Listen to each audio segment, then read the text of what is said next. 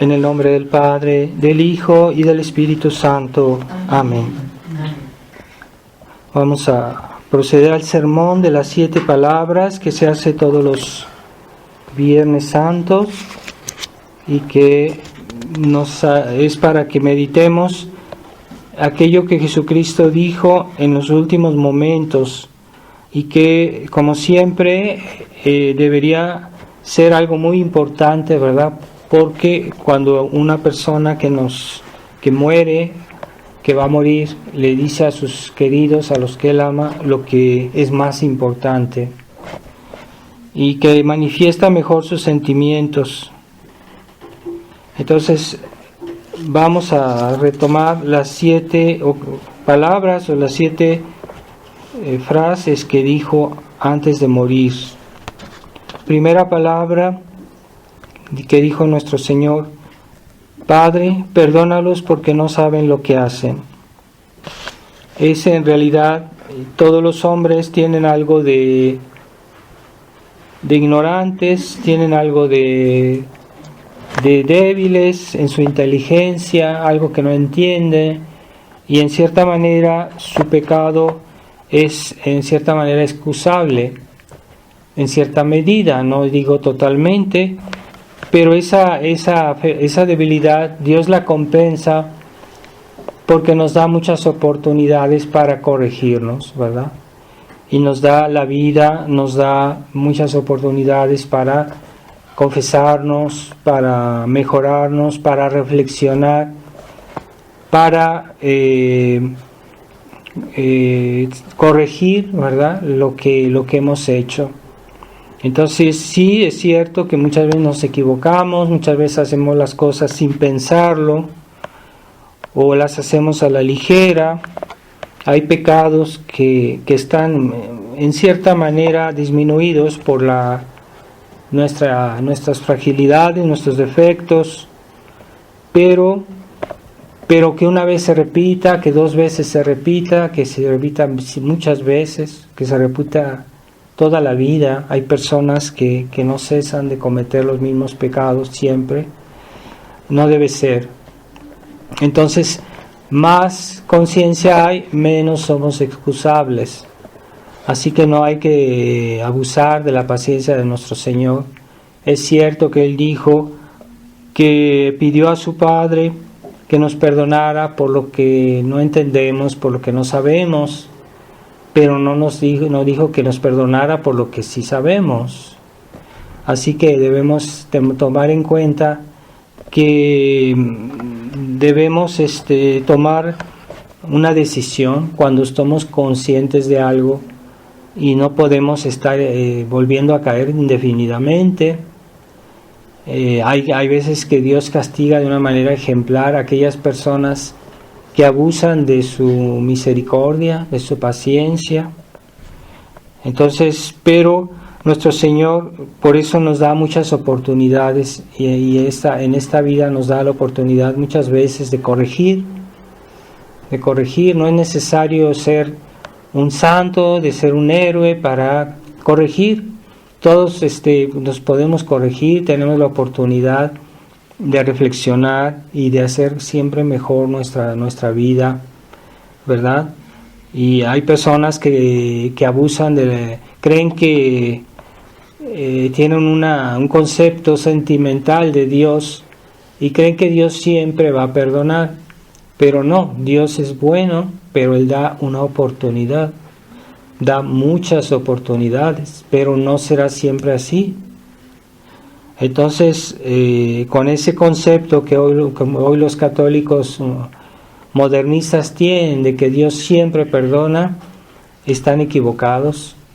Dios perdona todo, aunque sean muy grandes los pecados, pero Él pide, como dijo a Magdalena, vete y no peques más, ¿verdad? Entonces, no hay que pensar que Dios va siempre a dejar hacer, ¿verdad?, nuestros pecados. Así que debemos siempre, cada día mejorar nuestra vida, cada día hay que se note que hay algo mejor o que vamos, por ejemplo, venciendo un defecto o un vicio que tenemos, pero si todos los días le quitamos algo a ese vicio, pues pronto seríamos perfectos.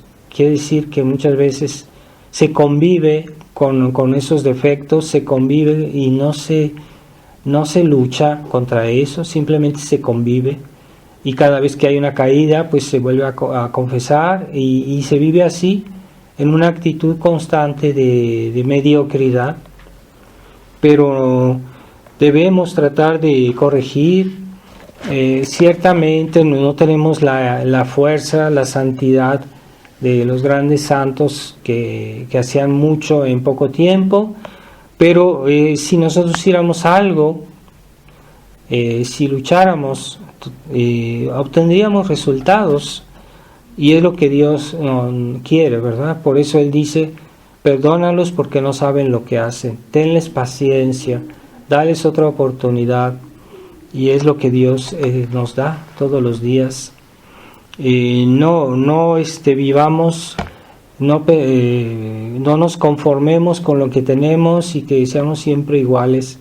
Debemos mejorar nuestras virtudes, disminuir nuestros vicios y cada día crecer en el amor de Dios, porque si nuestras oraciones son simplemente un acto repetitivo, no crecemos en el amor de Dios. Es cuando hacemos un acto que es ferviente, que es con energía, con fervor, es cuando nuestra caridad crece.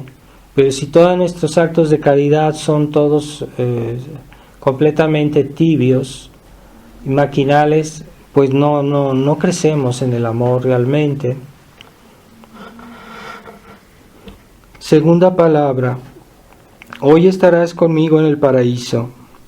Esta palabra es muy consoladora porque este hombre también estaba muriendo, el buen ladrón estaba muriendo y su vida pasada no era de lo mejor, pero él tuvo ese gesto de tener confianza en nuestro Señor. Así que nosotros debemos siempre tener confianza y decir, cuando Dios nos da la oportunidad de corregir, de mejorarnos, pues aceptarla, seguirla, como este buen ladrón que era un ladrón, que era tal vez había hecho mucho daño a muchas personas, pero al ver la santidad de nuestro Señor, al ver su bondad, pues fue como pues fue convertido a una actitud diferente.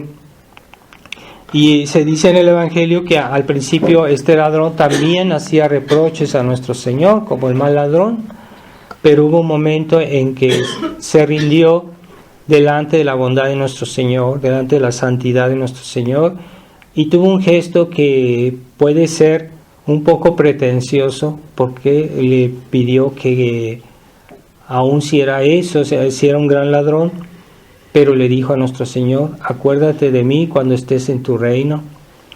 O sea, que no tuvo miedo de pedir, no tuvo miedo de parecer que pidió demasiado, porque hay personas que dicen yo no soy digno y no piden.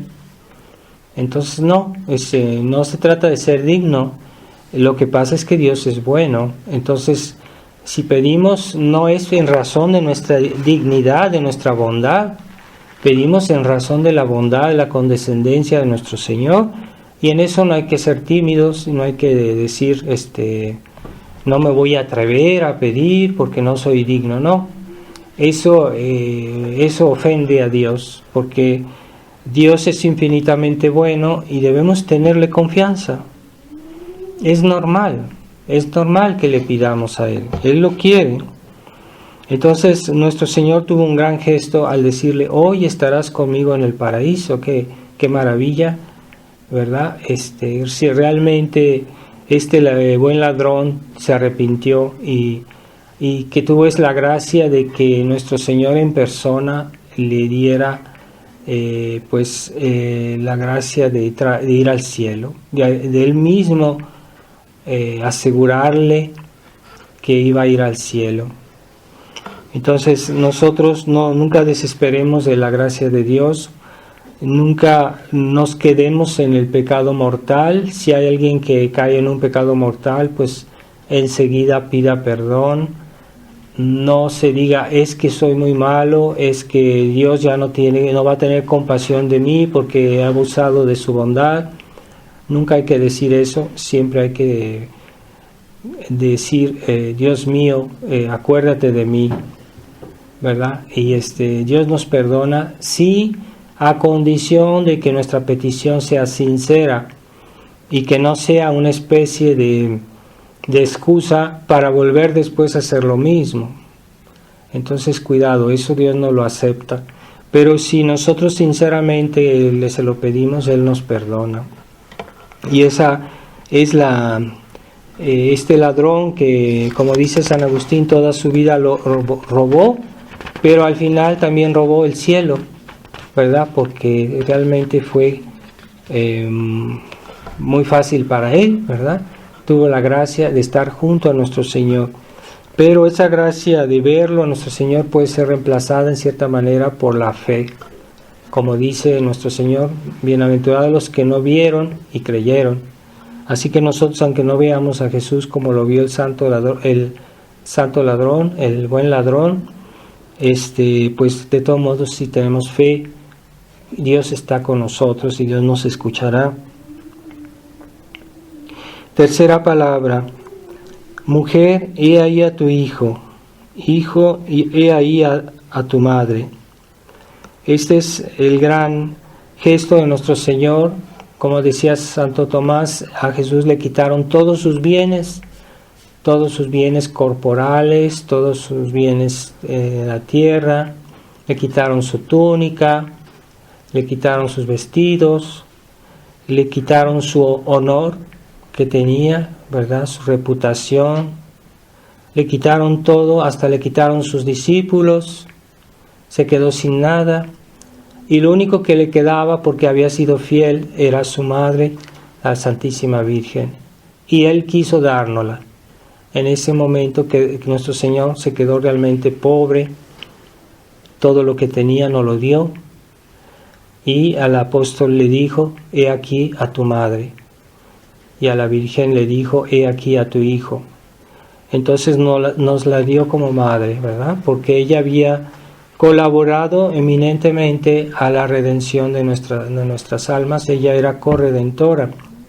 Aun si el Papa Francisco dice hoy que no, que eso es una tontería, que eso de la corredención es una tontería, pero es un insulto a Nuestra Señora, un insulto a Dios, una nueva blasfemia de este modernista que está ocupando la sede de Pedro. Y pero ahí se ve la bondad de nuestro Señor, su generosidad, ¿verdad? Nos dio a su madre, realmente es nuestra madre espiritual, a la cual debemos recurrir y debemos en cierta manera exigir, porque ella, Jesús murió por nosotros, entonces el precio está pagado. Entonces podemos decir, yo tengo derecho a esas gracias que Jesucristo ganó por mí, y podemos pedirlas con santa osadía a Nuestra Señora, decirle, pues tú también sufriste por nosotros, que no quede en vano vuestro sufrimiento, vuestra cruz. Pidámosle que nos ayude, ¿verdad? Con insistencia, con confianza, con fe, y así como Jesús nos dio todo, pues nosotros debemos darnos enteramente a Dios, ¿verdad? Enteramente a Nuestra Señora. Podemos hacer la consagración que nos recomendó San Luis María Grignon de Montfort, consagración a la Virgen María, en la cual se le consagra todo, y es también la respuesta del amor. La respuesta al amor es el amor, y al don generoso, pues el don generoso. Y si Dios se dio todo y nos dio todo, hasta su madre, pues ¿qué podemos darle a Él sino todo lo que somos, todo lo que tenemos? Que sea sincero, que sea ardiente, que sea entero. Cuarta palabra, Dios mío, ¿por qué me has desamparado? Esta palabra muestra la desolación en que estaba el alma de nuestro Señor. ¿Por qué dice que su Padre la había desamparado? Pues nuestro Señor había sufrido tanto, no solo por sus sufrimientos, sino que porque muchos hombres, a pesar de sus sufrimientos, no se iban a salvar. A pesar de que Jesucristo había muerto en la cruz, a pesar de que Él había hecho tantísimo por nosotros, nos había dado de una manera sobreabundante los medios para salvarnos, y aún así Él sabía que muchas personas se iban a condenar, que no iban a aprovechar los frutos de su pasión, y por eso se sintió abandonado, porque ¿cómo es posible que a pesar de todo lo que Él hizo, haya almas que todavía se condenen? Entonces nosotros podemos consolar a nuestro Señor si Él ve que en nuestras almas hay una verdadera fruto de su pasión, que nosotros realmente correspondemos a su sacrificio, a su amor. Entonces Él en ese día sabía todo lo que todo lo que había pasado en el mundo desde la creación, y sabía todo lo que iba a pasar en el mundo hasta el fin del mundo. Y en ese momento Él sabía lo que estamos haciendo ahorita, lo que hicimos ayer, lo que vamos a hacer mañana. Lo sabía, lo tenía muy presente, nos sabía perfectamente todo. Y quiere decir que hoy nosotros podemos consolar a nuestro Señor desde aquí, en este momento, realmente. Y que cada vez que nos portamos bien, de alguna manera lo estamos consolando. Cuando estamos consolando a Nuestra Señora, ¿verdad? Porque dice, no fue en vano la pasión de mi Hijo, no fue en vano que Él derramó su sangre. Hay personas que Él murió por ellas, así que hay personas que corresponden a esa gracia, a esos dones. Nosotros debemos ponernos entre esas personas y que no se sienta nuestro Señor tan desolado en su momento de su muerte, ¿verdad? Pues, hay muchos casos que nosotros comprendemos bien, pero es más difícil comprender lo que hizo nuestro Señor. Pero pongamos que una persona muere por su familia, por sus hijos, y que después esos hijos de todos modos no aprovechan el sacrificio de su papá, pues qué dolor sería para su papá saber eso, ¿verdad? O padres que trabajan toda su vida y que después sus hijos se pierden, entonces es un gran dolor. Y nosotros compadecemos a una persona que tiene que sufrir eso. Con más razón deberíamos compadecer a nuestro Señor de cuántas almas que han sido infieles y que todavía serán infieles de aquí al fin del mundo. Igual podemos consolar a Nuestra Señora por nuestra fidelidad, nuestra generosidad. Dios no necesita de nosotros, pero Él quiere que colaboremos en su obra. Así que nuestra fidelidad tiene mucha importancia en la obra de la redención, aunque no seamos nada, pero esa es una condición que Dios puso, que nosotros también hagamos algo, nuestra parte, que es lo que permite que su gracia se aplique, que su sangre sea de fruto y que se salven nuestras almas y que por nuestro intermediario se salven otras. Cuando un alma es fiel, es como una cadena, un eslabón de una cadena que hace que forzosamente otras almas se salven. Así que seamos fieles, y eso de alguna manera en la comunión de los santos va a tener un efecto sobre los demás. Sexta palabra, consumado está. Consumado está esa obra de la redención, como estaba en las profecías, y todas las profecías del Antiguo Testamento que hablan de nuestro Señor, de su pasión, todas esas profecías se fueron realizando a medida que nuestro Señor hizo la pasión. Entonces, ya al final, cuando ya todo estaba realizado, Él dice, pues está consumado, todo está consumado. se ha hecho lo que era la voluntad de Dios, lo que debía hacer, lo que yo podía hacer, y era realmente no se puede concebir algo mejor que lo que Dios hizo por nosotros. Esa es esa obra de amor de Dios, de misericordia, que la complementó hasta el final nuestro Señor, y que realmente nosotros no podemos concebir algo más grande que lo que hizo nuestro Señor.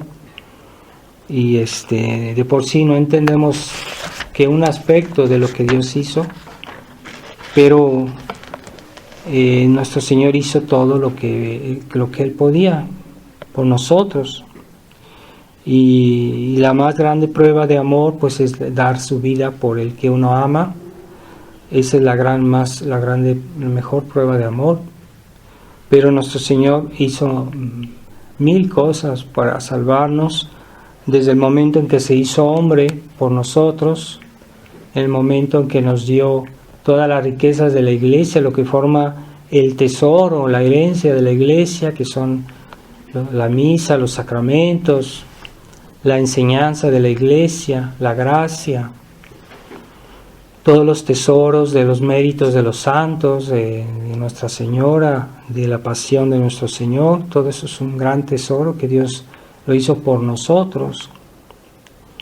Y bueno, a veces el alma de los hombres es muy dura. A veces, a pesar de ser tan evidente lo que nuestro Señor hizo por nosotros, no se doblegan, no se rompen esos corazones duros y no se convierten a una vida mejor. Y es lo que deberíamos hacer nosotros todos los días. Se puede decir que todos los días deberíamos convertirnos un poquito más, porque siempre hay algo que nos falta, algo que no es correcto, que no es perfecto, y que de todos modos, en razón de nuestra pequeñez, pues entendemos solo una parte de la obra de Dios. No somos capaces de comprender totalmente, así que cada día crecemos más en el conocimiento del amor de Dios, de la obra de Dios por nosotros. Séptima palabra: Padre, en tus manos encomiendo mi espíritu. En estas últimas palabras de nuestro Señor, nuestro Señor, en tanto hombre, no en tanto Dios, en tanto hombre, iba a dejar su cuerpo, su alma, su cuerpo, separarse, y ese es el momento de la muerte. Y él ponía en las manos de su Padre su alma, y era lo último que podía pedir. Esa alma que siempre había sido perfecta en la voluntad de Dios, porque estaba unida a la voluntad de Dios, porque era la misma persona. Así que nosotros todos los días debemos encomendar nuestra alma a Dios. Cuando nos despertamos y cuando vamos a comenzar el día, debemos encomendar nuestro espíritu a Dios, que lo tenga, que Él nos tiene como en sus manos, y que nos cuide, que no nos permita pecar, que no nos permita desviarnos, olvidarnos de lo esencial, volvernos mundanos, volvernos paganos. Y es muy fácil distraerse, muy fácil alejarse de Dios. Y es lo mismo que pedimos todas las noches al acostarnos, que no sabemos si nos vamos a despertar, que nos vamos a quedar dormidos, ¿verdad? Hay gente que muere en el lecho, cuando menos se lo imagina, y después ya no tiene conciencia. Entonces nunca nos acostemos en pecado mortal. Siempre hay que pedir perdón de los pecados del día, hacer un buen acto de contrición, y podemos decir entonces: en tus manos encomiendo mi espíritu, ¿verdad? Dios, estamos en las manos de Dios, y cuando vamos a dormir, pero también cuando vamos a comenzar el día, siempre debemos permanecer en la gracia de Dios. porque no sabemos cuándo Dios nos va a llamar, así que todos debemos estar dispuestos a hacer su voluntad, porque Jesús siempre hizo la voluntad de su Padre, y eso nos dejó el ejemplo de la obediencia. Él que era Dios, pero nosotros que somos hombres, pues es más natural que obedezcamos, debería ser, pero sin embargo no son pocos los que tuvieron la obediencia de Jesucristo, ¿verdad? Desde que era niño, Él obedecía a los hombres también, porque Dios lo quería así.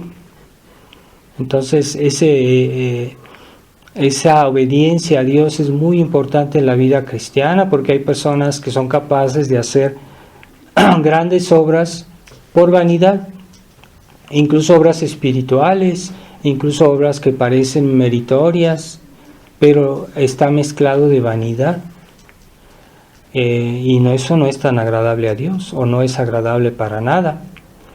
Entonces nosotros lo que más agrada a Dios, más que todas nuestras iniciativas o buenas ideas, según nosotros, lo que más agrada a Dios es hacer que nosotros hagamos su voluntad. Aunque a veces la voluntad de Dios nos parece menos, como decir yo pues tengo una idea mejor, o yo puedo hacer mejor, o yo tengo otra idea para hacer algo que estaría tal vez mejor. No hay nada mejor que la voluntad de Dios, y ante todo rindámonos a la voluntad de Dios, como hizo Jesucristo, como hizo la Virgen Inmaculada, que aceptó siempre la voluntad de Dios desde el fiat, desde la anunciación, también en la cruz, y en toda la vida de nuestro Señor. La Virgen siempre dijo sí cuando Dios le pidió algo, ¿verdad? Entonces esa docilidad a la voluntad de Dios se puede decir, es esencial en la santidad, ¿verdad? Porque hay muchas personas que se hacen la ilusión que tienen muchas iniciativas o muchas ideas, pero que no vienen de la voluntad de Dios. Entonces eso Dios no lo bendice, eso no agrada a Dios, ¿verdad? Si yo tengo mis obligaciones y en lugar de hacer mis obligaciones me pongo a decir el rosario, pues mi rosario esa es desagradable a Dios. Dios prefiere que yo haga primero su voluntad y después que yo haga algo que tal vez esté bien, pero pero a su momento propicio, ¿verdad? En el momento correcto. Pero si Dios me pide que yo haga mis obligaciones, eso es en primer lugar, eso se llama el deber de Estado, y hay que hacer primero el deber de Estado y después nuestras devociones, nuestras iniciativas o lo que queramos hacer, pero siempre en primer lugar la voluntad de Dios. Por eso Jesucristo nos dejó ese ejemplo, no solo de renunciar a su vida, de renunciar a todo lo que renunció, también renunció a su voluntad cuando en el huerto dijo: Señor, si es posible que este cáliz pase, pero que se haga tu voluntad. Porque nuestro Señor en ese momento tuvo un momento de miedo, pero hubiera querido no sufrir todo lo que iba a sufrir, pero no. Él dijo: que se haga tu voluntad. Y es lo que nos pide nuestro Señor y que Nuestra Señora también aceptó. Ave María Purísima. Sin pecado concebida.